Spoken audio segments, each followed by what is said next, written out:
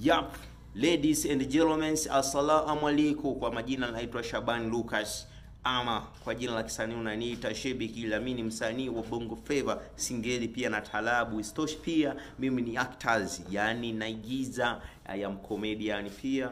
Kwa hiyo nawakaribisha ndugu watazamaji wa mitandao yote, Facebook, Instagram, YouTube pamoja na TikTok.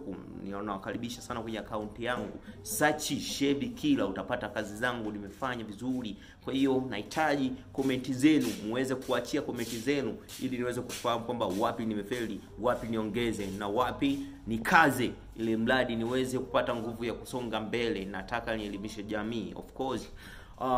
Tunafanya muziki kuelimisha jamii, kuburudisha jamii, pia kuiasa jamii iache mambo mabaya usio.